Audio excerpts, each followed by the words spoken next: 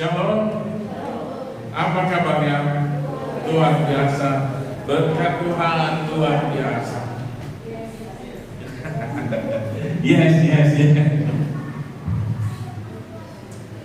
Bapak Ibu, hari ini kita akan belajar tentang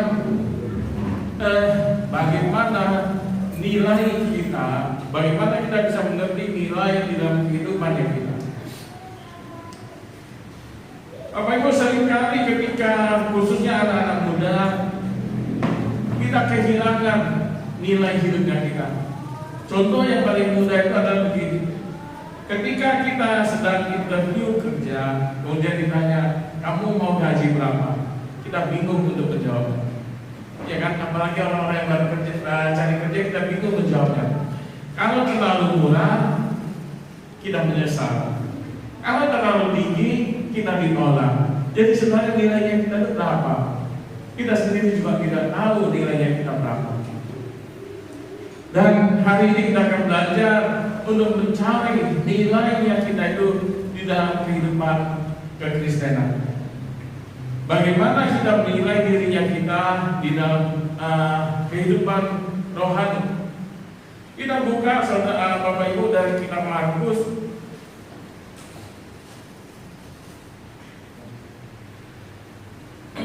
Markus 14 ayat yang ketiga sampai yang ke-9. Kita bacanya secara bersaut-sautan.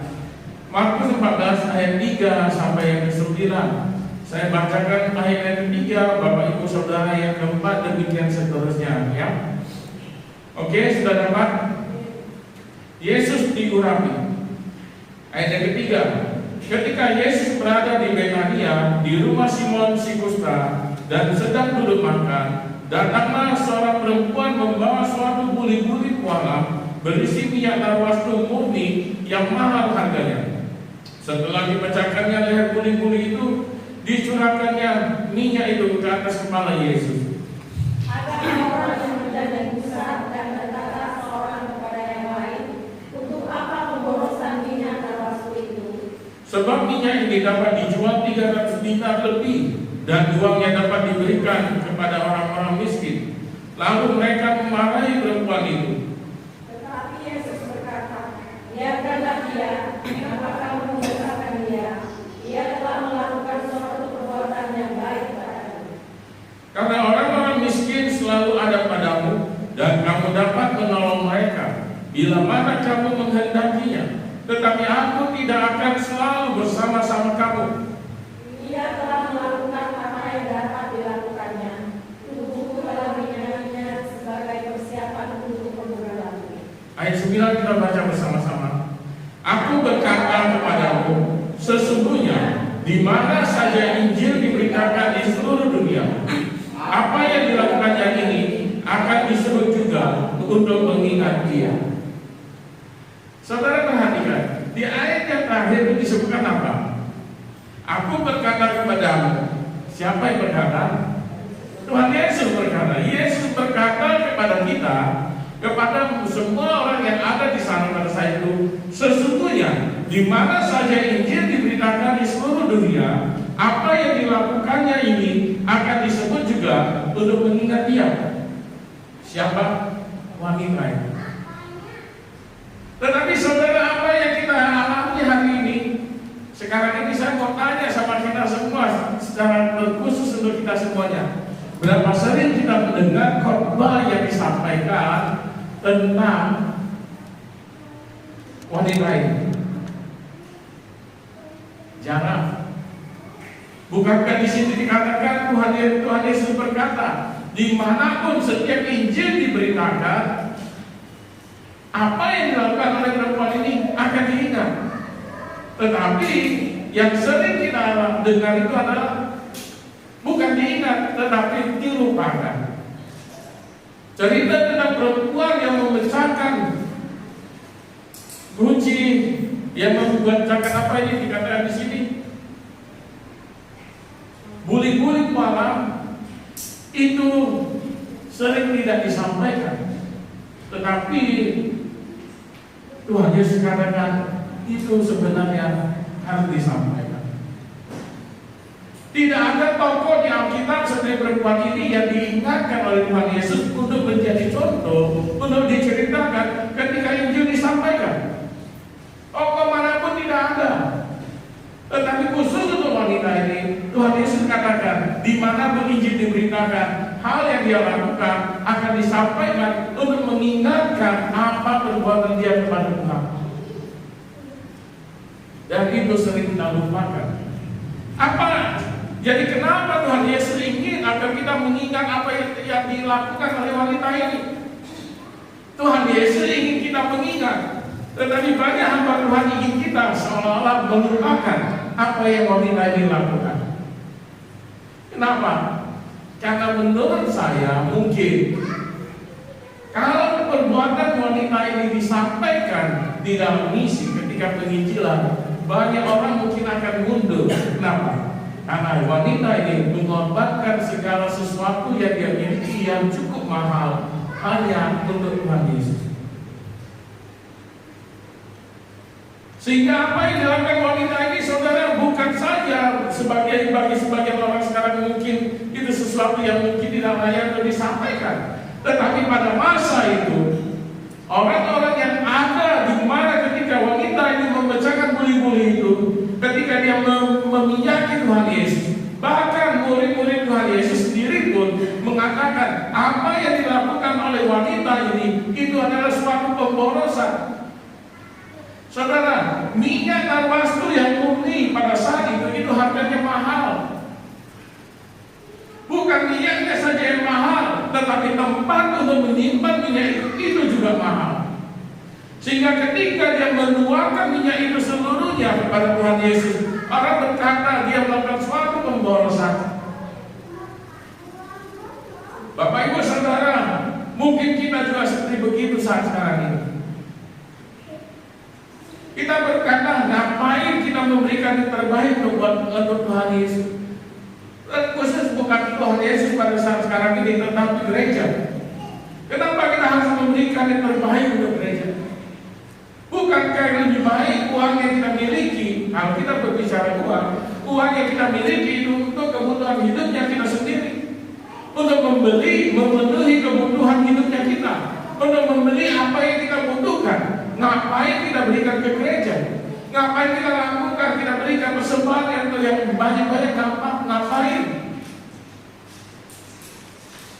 Maaf Bapak Ibu, saya nggak ceritakan saudara mau kasih persembahan berapa, mau apa terserah deh. Tapi ini firman Tuhan, bukan saya nyampaikan ya.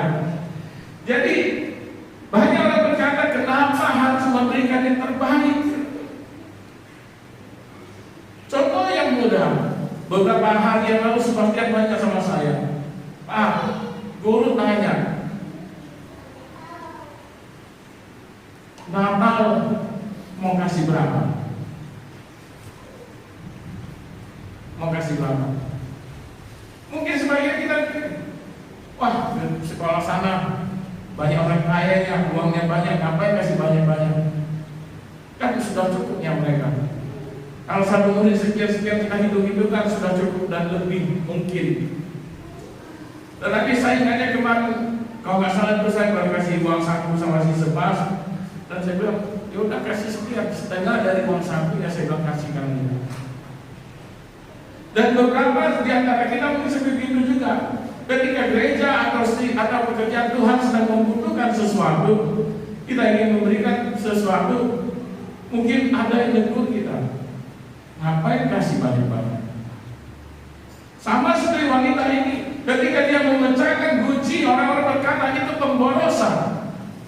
Ngapain harus melakukan hal yang begitu? Mending uangnya untuk diberikan kepada orang miskin. Mending minyak itu juga bisa dipakaikan kepada orang miskin yang lebih membutuhkan. Banyak orang-orang yang lebih membutuhkan daripada Tuhan Yesus. Bukankah kita juga sekarang berpikir begitu? Ngapain kita kasih uang, kasih persembahan yang banyak-banyak? Ngapain? Tapi yang enak juga pendetanya, gembalanya, gerejanya, dan segala sesuatu, bukan yang kita berpikir begitu. Tetapi saudara, di sini di ayat ke-9 tadi dikatakan, Yesus sendiri mengatakan, apa yang dilakukan wanita ini akan disampaikan sampaikan untuk mengingatkan kita akan perbuatan yang dia lakukan. Saudara, kalau saudara baca ayat yang ketiga, tidak pernah sekalipun Tuhan Yesus menyuruh wanita ini, menyuruh Maria bukan salah, untuk memecahkan, untuk mengurapi dia dengan minyak yang mahal. Tidak pernah sekalipun Tuhan Yesus meminta itu. Tetapi di situ dikatakan apa? Ketika Yesus berada di Betania, di rumah Simon si kusta dan sedang duduk makan, datanglah perempuan membawa suatu buli-buli pualam berisi minyak narwastu murni yang mahal harganya. Setelah dipecahkannya leher buli-buli itu, dicurahkan minyak itu ke atas kepala Yesus. Tidak ada yang suruh, Yesus juga tidak suruh. Tetapi ketika Yesus makan, sedang duduk, datanglah wanita ini dan kemudian mengurapi Tuhan Yesus dengan minyak narwastu yang mahal. Bahkan saudara, perhatikan, bahkan di situ dikatakan apa? Datanglah seorang perempuan membawa suatu buli-buli pualam berisi minyak narwastu murni yang mahal harganya. Setelah dipecahkannya, saudara perhatikan, tidak dikatakan bahwasanya dia hanya membuka tutup dari buli-buli itu. Tidak dikatakan bahwasanya dia hanya memecahkan sedikit, tetapi dia di situ dikatakan dipecahkannya. Artinya apa? Kita boleh dapat kesimpulan bahwasanya kalaupun dia sudah pecahkan itu, botol itu sudah pasti tidak bisa lagi digunakan. Saudara, bukan saja minyaknya yang mahal, botol itu juga mahal. Botol yang dipakai itu juga mahal. Dan wanita ini tidak berpikir bahwasanya botol itu akan dipakai lagi. Dan tanpa pikir-pikir, tanpa ada rasa sayang, dia pecahkan botol itu. Dan kemudian dia tuangkan minyak itu ke kepala Tuhan Yesus. Saudara, bukankah bisa saja wanita itu hanya mengambil sedikit minyak itu? Bukan saja dia bisa hanya mengambil sedikit, kemudian dia oleskan kepada Tuhan Yesus. Tetapi yang dia lakukan itu luar biasa. Dia lakukan itu bukan hanya mengoles, bukan hanya memberikan sedikit, tetapi dia pecahkan botol itu yang mahal, dia pecahkan, dan kemudian minyak yang ada di dalam botol itu dituangkan keseluruhannya kepada Tuhan Yesus.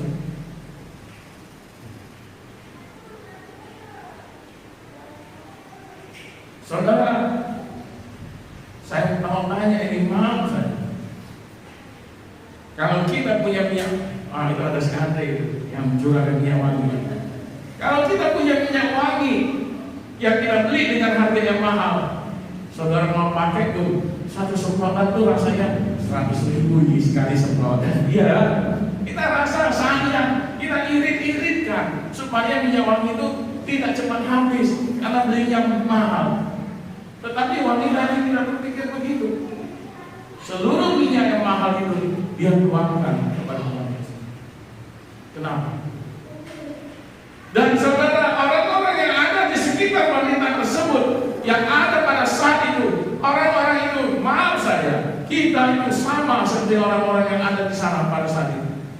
Ya, orang-orang itu berkata, ngapain? Percuma, ngapain minyak yang mahal itu dituangkan seluruhnya kepada Tuhan Yesus? Itu pemborosan. Bukankah kita semua seperti itu sekarang ini? Termasuk saya. Ketika kita ingin memberikan sesuatu kepada gereja, ketika kita ingin memberikan sesuatu untuk pekerjaan Tuhan, kita berpikir berapa yang harus kita berikan. Kemarin saya lupa siapa yang menyampaikan, dicari dulu kalau uang persembahan di dalam dompet dibuka, uang yang paling kecil lah itu yang dikasihkan ke Tuhan, bukan yang paling besar. Saudara ingat, Tuhan tidak meminta apapun daripada saudara. Gereja juga tidak minta. Demikian juga Tuhan Yesus pada saat itu dia tidak minta diurapi oleh wanita itu dengan minyak yang demikian mahalnya. Tetapi wanita itu melakukannya. Yang terbaik yang dia berikan kepada Tuhan Yesus. Bukankah seorang wanita miskin yang memberikan persembahan kepada Tuhan Yesus juga memberikan semua yang dia punya itu Tuhan? Semua. Kenapa mereka bisa melakukan itu? dan kita tidak bisa.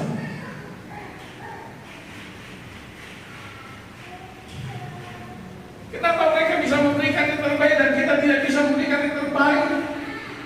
Bukankah Tuhan yang kita yang mereka sembah dengan Tuhan yang kita sembah itu sama?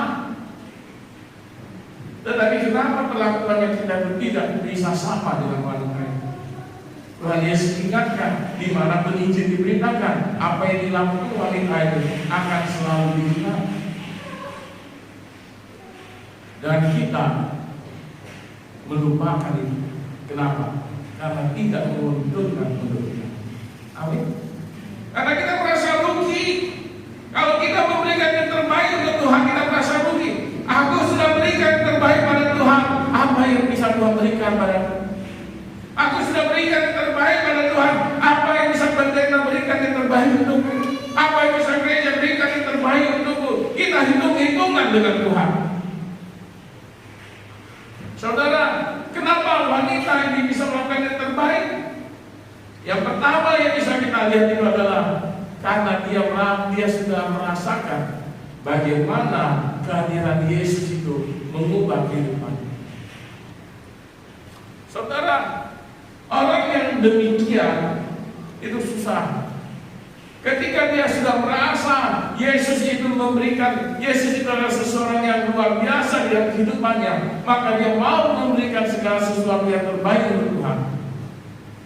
Itu yang dia rasakan sehingga dia mau melakukan itu. Mungkin dia dulunya hidup di dalam dosa, mungkin dia dulunya hidup di dalam jauh daripada Tuhan.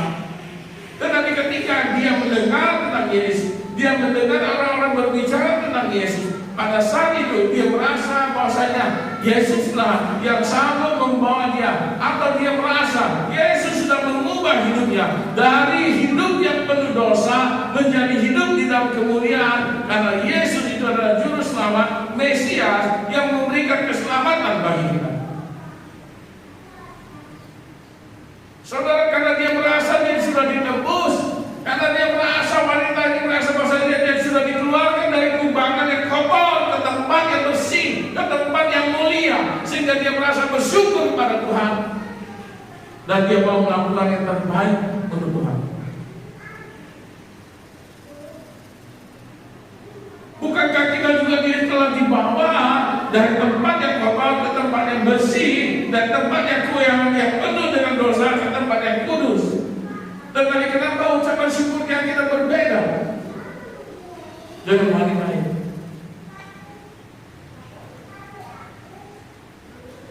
Disinilah nilai yang tadi saya maksudkan. Kalau kita mengerti nilai hidupnya kita, maka kita sanggup memberikan yang terbaik. Saudara, kalau kita berpikiran tentang hal duniawi, kalau hatinya kita, kalau hidupnya kita selalu berpikirkan apa yang akan kita makan, apa yang akan kita minum, maka maaf saja, walaupun kita sering ibadah, walaupun kita sering melakukan hal-hal, kita berdoa, kita menaikkan pujian, tetapi kita selalu cemas akan makan dan minumnya kita, tanpa kita sadari sebenarnya kita masih memikirkan hal-hal yang duniawi. Saudara, wanita ini dia tidak memikirkan lagi hal duniawi. Karena firman Tuhan katakan apa? Paulus, saya nggak bilang tepat. Apa yang kelihatan itu sifatnya sementara. Apa yang tidak kelihatan itu sifatnya kekal. Saudara, kalau kita sibuk dengan hal-hal dunia, kalau kita sibuk dengan segala kelihatan, segala hal yang kelihatan, bukankah kita masih memikirkan hal-hal dunia? Bukankah kita masih memikirkan hal dunia yang sebentar saja itu akan hilang? Kita kumpul uang demikian banyaknya, kemudian kita beli handphone yang mahal, tiba-tiba suatu saat handphone itu rusak atau dicuri orang, kita menyesal, ya dong. Tapi yang Tuhan ingin katakan itu adalah begini: janganlah kita berpikir hanya tentang hal-hal dunia, tetapi fokuskan dirimu pada hal-hal yang ada di surga sana, pada kehidupan yang akan datang, pada kehidupan yang kekal itu. Saudara, wanita ini sudah berpikirannya jauh. Dia tidak lagi berpikiran tentang hal dunia, tapi pikirannya sudah berpikir tentang hal-hal yang kekal. Sehingga bagi dia, buli-buli yang mahal itu, minyak yang mahal itu, tidak ada apa-apa. Dia berikan itu sepenuhnya pada Yesus, karena dia tahu Yesuslah yang sudah membawa dia keluar dari tempat yang gelap ke dalam tempat yang terang. Dan dia tahu apa yang dia lakukan itu adalah untuk kehidupan dia pada masa yang akan datang. Berapa banyak di antara kita yang hari ini berpikir kita akan hidup untuk selamanya. Siapa yang mau hidup untuk selamanya? Siapa yang mau hidup di dunia ini untuk selamanya? Mau? Ada yang mau hidup di dunia yang selamanya? Tidak ada. Karena siapapun kita, ada suatu saat kita akan tinggalkan dunia. Ya, dan wanita ini melakukan investasi yang luar biasa. Dia memberikan yang terbaik bagi Tuhan, karena dia tahu Tuhan Yesus yang menyelamatkan dia, Tuhan Yesus yang membawa dia keluar dari dosa dan ke tempat yang penuh dengan kemuliaan, dari tempat yang gelap ke tempat yang terang, sehingga dia mau melakukan yang terbaik untuk Tuhan. Saudara, minyak itu mahal. Minyak nafas itu asli itu mahal, tetapi dia berani memberikannya.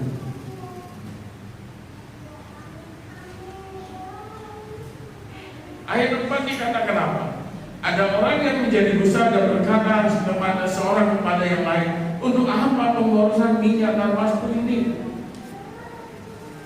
Termasuk di sana itu adalah murid-muridnya Tuhan Yesus. Untuk apa? Mahal, boros. Bukan hanya orang lain, tapi Tuhan, murid-murid Tuhan Yesus juga ada di sini.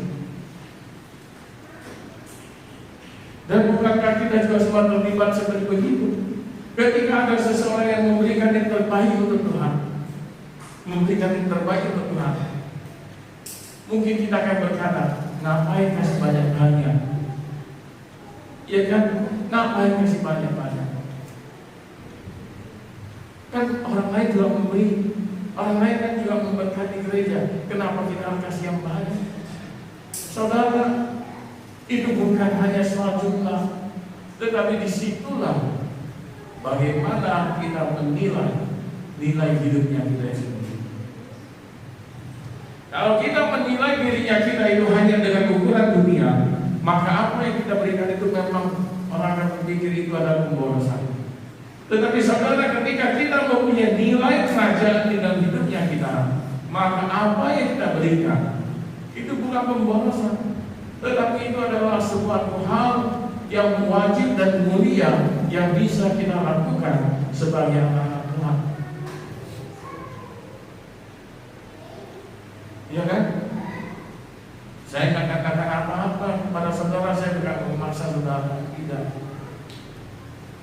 Tetapi sebagai contoh yang paling mudah, ketika kita sakit, kita berkata pada Tuhan, kita berdoa sama Tuhan, Tuhan tolonglah aku Tuhan.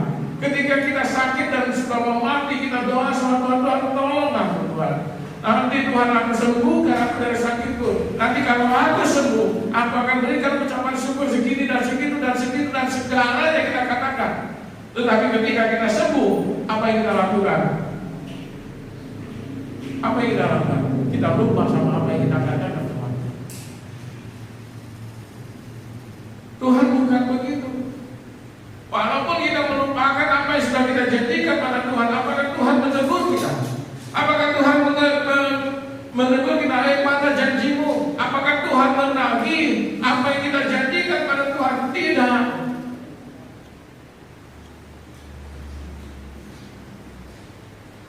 Tetapi yang Tuhan inginkan saudara bukan itu.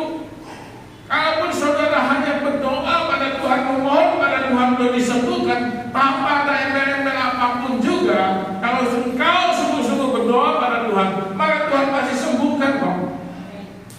Tuhan sembuhkan saudara dari sakit saudara bukan karena ketika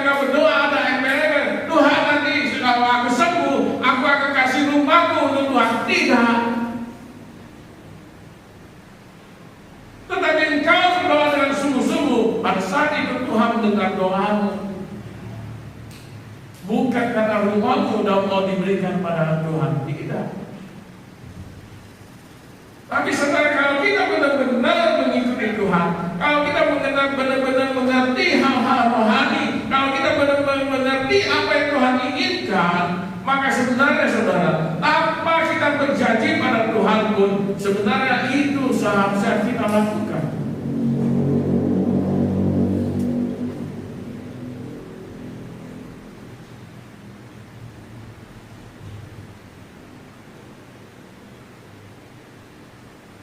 Semua kita diberkati Tuhan. Semua kita diberkati Tuhan. Mau berkatnya banyak, mau berkatnya sedikit, semua kita saat ini diberkati Tuhan. Amin. Apakah Tuhan meminta balasan atas berkat yang sudah Tuhan berikan pada kita semua hari ini? Tidak. Bahkan Tuhan katakan, engkau pun akan memasuki kerajaan kekal, engkau akan ada bersamaku di dalam kerajaan surga. Tanpa memberikan apapun, kita akan masuk ke dalam kerajaan surga.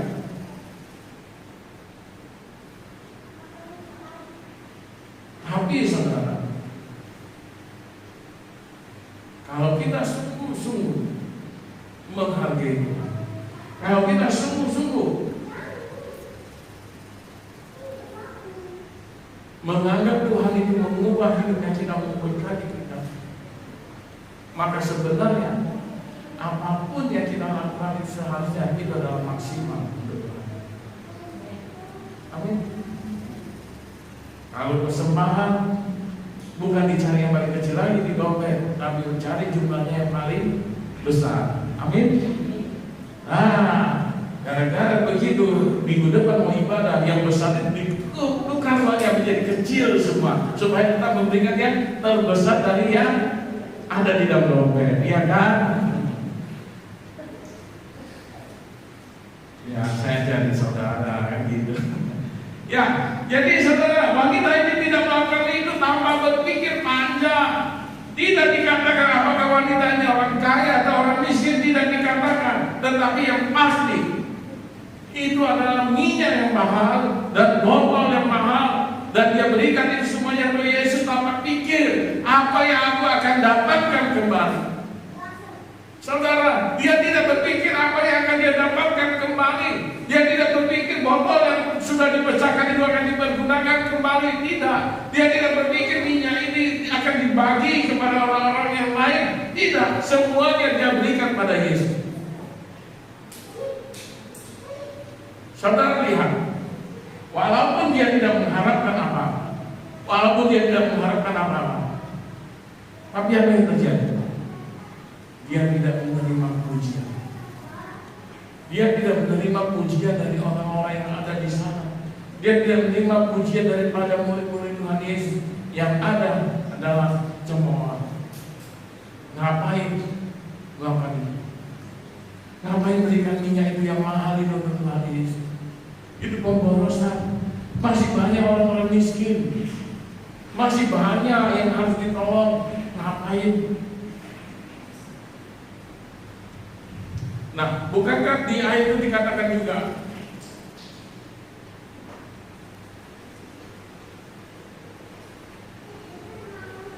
ayat 6, tetapi Yesus berkata, biarkanlah dia.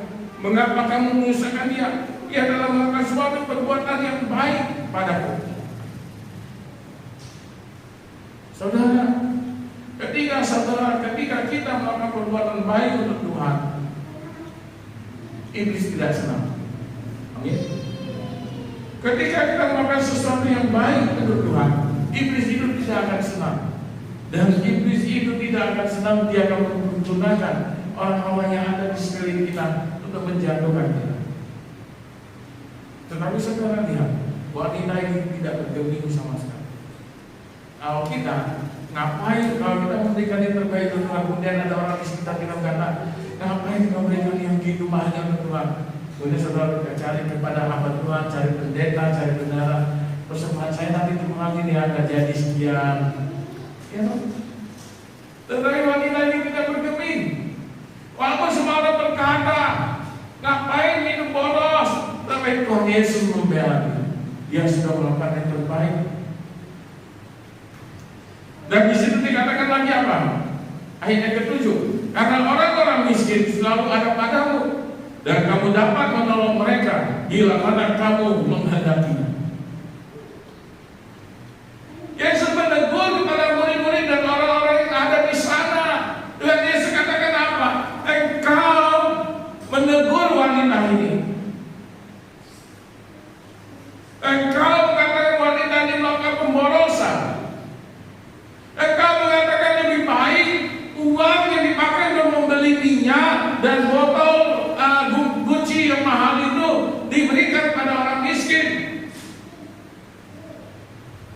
Dan Tuhan Yesus berkata apa? Orang miskin akan selalu ada di sekitar engkau. Orang miskin akan ada selalu di sekitar murid-murid dan orang-orang yang ada di tempat itu pada saat itu. Dan Yesus berkata kepada mereka, engkau masih punya kesempatan untuk menolong orang-orang miskin ini. Tetapi apa dikatakan? Tetapi aku tidak akan selalu bersama-sama dengan kamu. Kenapa? Saudara perhatikan. Karena beberapa saat kemudian Tuhan Yesus disalibkan. Ya dong? Dan saudara, seharusnya kalau saudara baca tadi itu Yesus diurapi. Seharusnya yang melakukan pengurapan itu adalah Nabi, itu adalah pekerjaan Nabi. Tetapi wanita ini tanpa dia sadar, dia mengurapi Tuhan Yesus. Dia melakukan pekerjaan seorang Nabi. Kenapa dia bisa melakukan hal itu? Apakah dia paham dia seorang Nabi? Dia tidak tahu. Yang ada di hatinya itu hanya, aku mau mengurapi Tuhan dengan minyak yang mahal. Dia tidak berpikir apa-apa. Dia tidak tahu Tuhan Yesus yang mana. Dia tidak tahu. Yang penting dia melakukan yang terbaik yang dia pikirkan. Saudara perhatikan, kalau kita dekat dengan Tuhan, tanpa kita sadari, kita akan melakukan pekerjaan yang besar. Amin. Dan wanita itu begitu. Dia tidak sadar dia mengurapi Tuhan Yesus.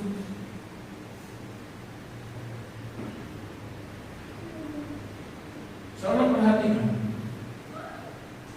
tidak ada seorang pun murid-murid Tuhan Yesus pada saat itu yang mengurapi Tuhan Yesus pada saat dia akan mati. Tidak ada. Tidak ada cerita Tuhan Yesus diurapi oleh Nabi atau oleh murid-murid ketika dia akan mati. Tidak. Tetapi wanita ini tanpa dia sadari, dia mengambil langkah, dia mengambil jalan tanpa dia sadari dia mengurapi Tuhan Yesus. Saudara, ini hal yang luar biasa. Itu karena dia dekat dengan Tuhan. Karena dia dekat dengan Tuhan.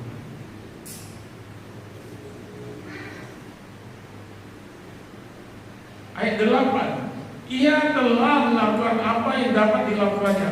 Tubuhku telah diminyakinya sebagai persiapan untuk penguburan.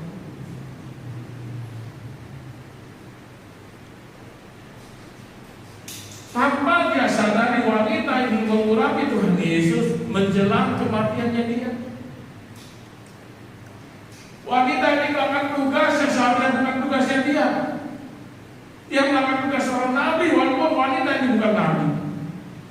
Tetapi karena itu, karena dia dekat dengan Tuhan, karena dia mengerti nilai hidupnya yang dari tempat yang gelap, ketika dia bertemu dengan Tuhan, masuk ke tempat yang terang, dan dia merasa bersyukur atas hal itu, dia mengurapi Tuhan Yesus.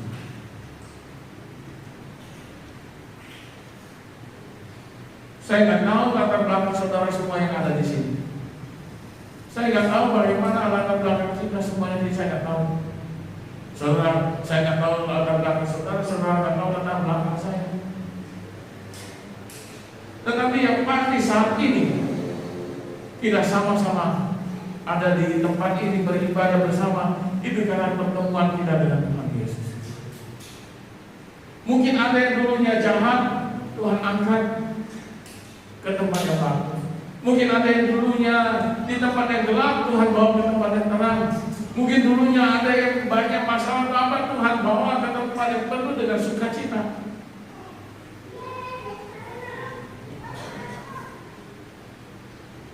Tapi apakah kita sudah mengetahui nilai dari dirinya kita sendiri walaupun kita sudah beribadah dengan Tuhan?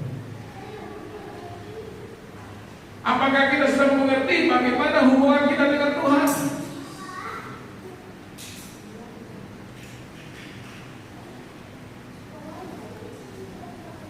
Kalau kita sudah mengerti, kalau kita bersyukur dengan sungguh-sungguh kepada Tuhan, bahwa kita sudah dibawa ke tempat yang lebih layak lagi daripada sebelumnya, seharusnya yang kita lakukan itu adalah bersikap seperti wanita. Itu sebabnya dikatakan, dimanapun Injil diberitakan, kata Tuhan Yesus, dimanapun aku berkata kepadamu, ayat 9, aku berkata kepadamu, Tuhan Yesus berkata, sesungguhnya di mana saja Injil diberitakan di seluruh dunia, apa yang dilakukannya ini akan disebut juga untuk mengingat dia. Bukan mengingat kepada Tuhan Yesus, tapi di sini Tuhan Yesus katakan untuk mengingat dia, untuk mengingat apa yang sudah wanita ini lakukan, untuk mengingat apa yang sudah wanita ini korbankan untuk Tuhan Yesus. Berapa banyak yang sudah kita korbankan untuk kerjaan Tuhan? Jika kita sungguh-sungguh, jika kita sungguh-sungguh sudah melakukan, sudah merasakan kasih Tuhan, jika kita sungguh-sungguh sudah merasakan bagaimana Tuhan membawa kita kepada kehidupan yang lebih baik lagi, apa yang sudah kita lakukan untuk Tuhan?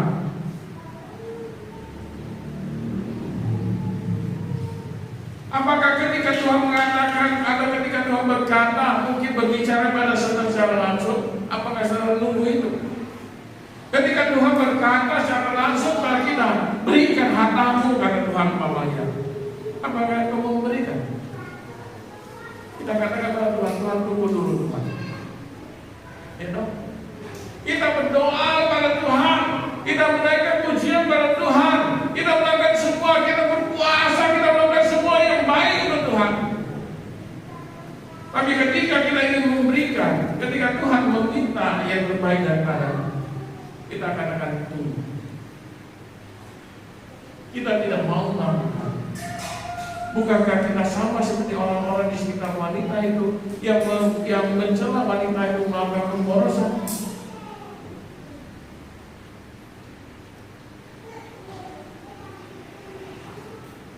Bukankah firman berkata,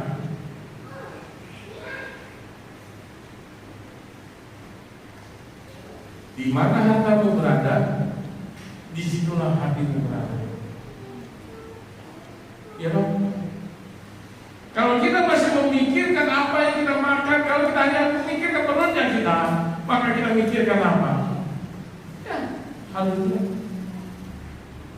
Tapi saya tidak menganjurkan saudara seperti, ya ini belum pasti, seperti saudara yang dengar berita tentang satu keluarga yang meninggal karena kelaparan. Dan saudara, saya juga sebenarnya nggak tahu berita itu benar atau enggak, tapi apakah sedemikian Tuhan itu akan melakukan pada kita? Saudara, saya yakin kalau kita sungguh-sungguh dekat dengan Tuhan, Tuhan tidak akan membiarkan kita sampai begini. Saudara, mari kita bayangkan saja, bayangkan ya, bukan si Sambo, saya nggak bahas Sambo. Bayangkan saja keluarga itu. Kemarin saya dengar beritanya, itu matinya tidak bersamaan. Matinya tidak bersamaan. Kalau nggak salah orang tuanya dulu, baru mamanya, baru anak-anaknya. Kalau nggak salah. Saudara bayangkan saja, bagaimana anaknya melihat papa dan mamanya sudah mati di dalam rumah. Kemudian melihat lagi pamannya mati. Kemudian dia tinggal sendirian dengan 3 mayat di dalam rumah. Dan kemudian dia ujung-ujungnya dia juga mati. Saudara bayangkan, bagaimana perasaan anak itu sebelum dia mati. Tapi di luar semua itu saudara, yang ingin saya tekankan, kalaupun engkau memberikan yang terbaik bagi Tuhan, Tuhan tidak akan mengecewakan saudara. Amin. Saudara boleh tanya sama Bastian. Saya selalu berkata sama Bastian begini, Bastian, apa yang Papa memiliki hari ini itu bukan karena Papa minta. Apa yang Papa memiliki hari ini bukan karena Papamu banyak duitnya, tidak. Apa yang Papa memiliki hari ini bukan karena gaji Papamu tinggi, tidak. Tapi saya katakan sama Bastian, apa yang hari ini kamu punya, yang bisa kamu pakai, yang bisa kamu miliki, yang bisa kita miliki, yang bisa kita makan, itu semua karena Tuhan. Kenapa? Karena dulu saya sempat gak punya uang sama sekali. Kalaupun hari ini saya bisa, kalaupun hari ini saudara melihat saya, wah ada mobil, ada apa, itu bukan saya, itu karena Tuhan. Kalau malah bukan menyombongkan, saya katakan karena contohnya ada. Maka saya bilang kemarin, saya sudah bilang, saya bilang malas, saya bilang Tuhan malas aku jadi contoh, Tuhan capek. Saya ini hanya katakan kalau saudara mendengar kesaksian orang-orang yang jauh, saudara merasa, wah mereka bisa, kenapa aku nggak bisa? Sekarang saya katakan, ini ada orang yang dekat, yang sudah terpuruk, yang sudah nggak punya apa-apa, yang sudah nggak punya uang. Tuhan mengangkat itu kembali ketika kita benar-benar datang pada Tuhan. Saya sakit, saudara tahu, semua orang tahu. Dan ketika saya sakit, saya ngomong begini, Tuhan kalau mau panggil Tuhan. Tapi kalaupun belum, Tuhan masih ada pekerjaan yang harus aku lakukan Tuhan. Kalau memang itu yang Tuhan izinkan, sembuhkan aku Tuhan. Kalau Pastor Airi mengatakan pada saat kakak di sini, Wita, 2 tahun paling cepat engkau akan pulih. Ketika dia bilang 2 tahun, saya tahu, Tuhan 2 tahun aku di kursi roda, 2 tahun yang saya jalan, ngapain aku Tuhan hidup, mending mati. Tapi Tuhan juga pulihkan. Dan ketika saya bicara dengan Pastor Airi berkata, Wita, kok bisa nggak 2 tahun? Ya nggak tahu.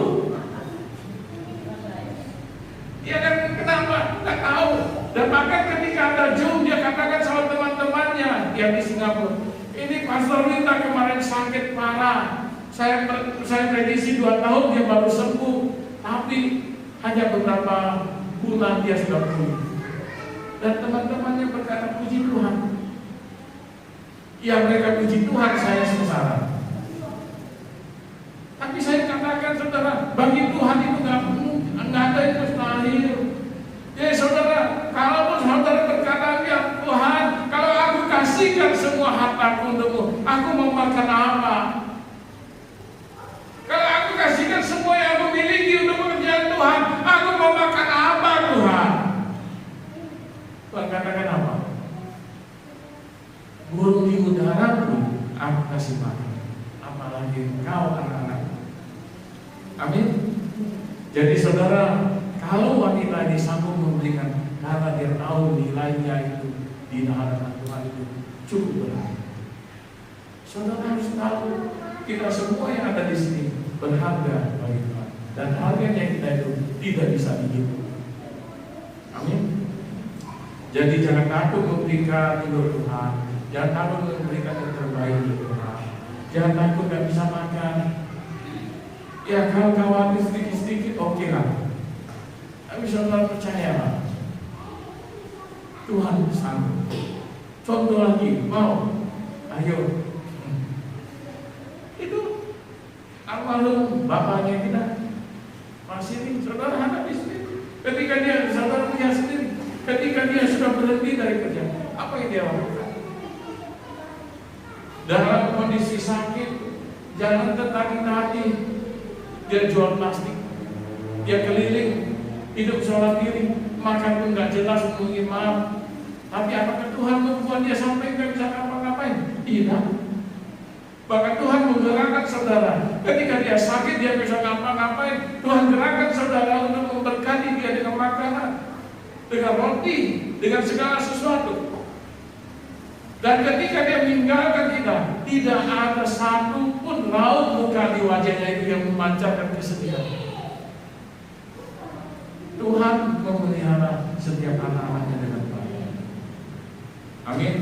Jadi saudara, jangan takut dan bukan saja jangan takut, tapi jangan juga mencemooh orang, jangan mengkomplain orang, jangan menghalangi orang. Kalau saudara tidak mau memberikan yang terbaik untuk Tuhan, silakan, tapi jangan menghalangi orang untuk memberikan yang terbaik pada Tuhan. Jangan seperti murid-murid Tuhan Yesus, jangan seperti orang-orang yang ada di sekeliling tempat itu yang mengatakan Tuhan kita ini melakukan pemborosan. Ya dong, jangan, karena kita tidak tahu apa yang akan terjadi. Dan bahkan orang di sana nggak tahu kan. Dan Tuhan Yesus katakan apa?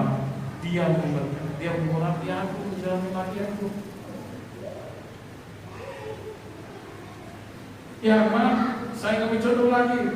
Sorry ya, ini bukan soal saya dekat-dekat dengan Tuhan atau enggak. Bukankah seperti kemarin ketika tanpa sadar, tanpa kita rencanakan, saya bilang kepada saudara, ayo kita terbanyak pasir itu. Ketika kita di sana, kita lakukan pengharapan untuk pasir itu. Dan padahal saya punya rencana, kita juga nggak punya rencana. Kita melakukan pengharapan, kita doa pelepasan untuk dia.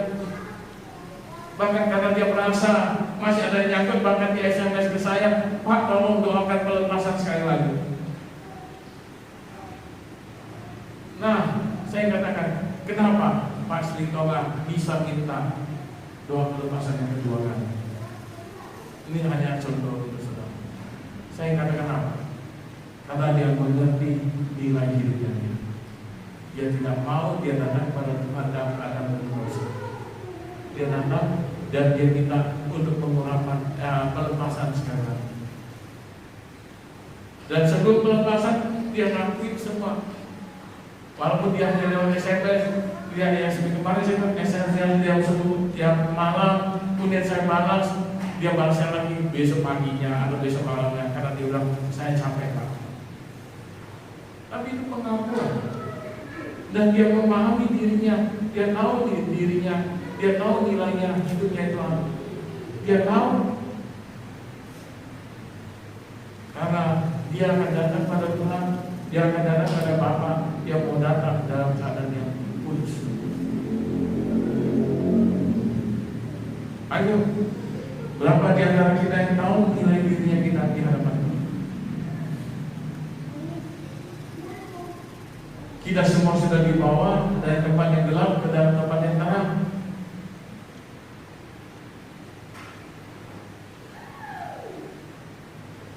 Apakah kita mau hanya seperti orang-orang Kristen yang biasa-biasa saja? Yang datang ke gereja, kalaupun hari ini saya tanya sama saudara, kenapa saudara datang ke gereja? Jawabannya ngambang semua. Yang penting datang ke gereja ibadah, dekat Tuhan, pujian, penyembahan, dengar firman. Semua yang akan menjawab begitu. Tapi pertanyaan saya adalah, apa yang saudara alami? Apa yang saudara dapatkan ketika kau beribadah? Itu yang harus kita cari.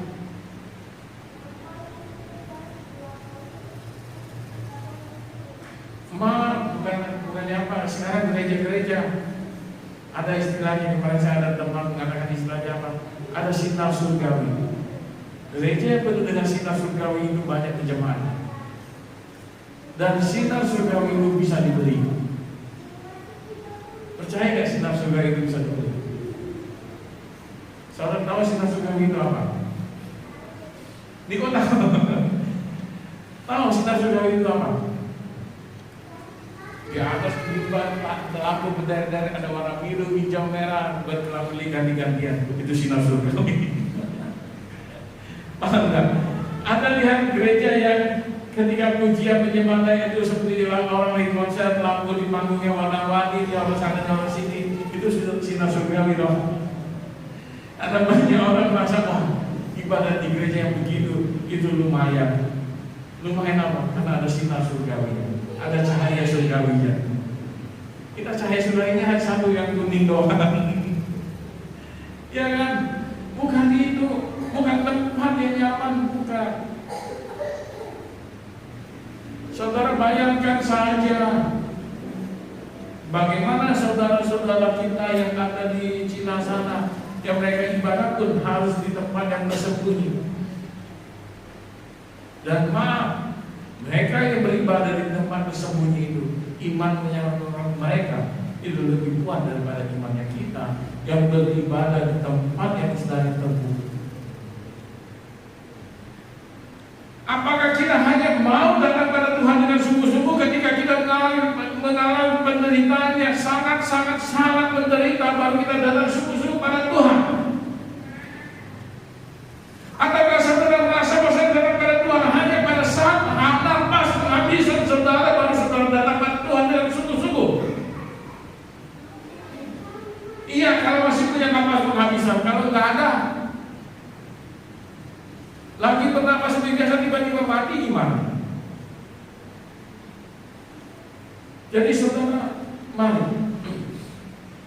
Wanita ini melakukan yang terbaik untuk Tuhan karena dia tahu nilainya itu, nilai hidupnya itu luar biasa. Dan kita juga harus tahu nilai hidupnya kita. Ya. Dan kita harus tahu nilai hidupnya kita. Berikan yang terbaik untuk Tuhan.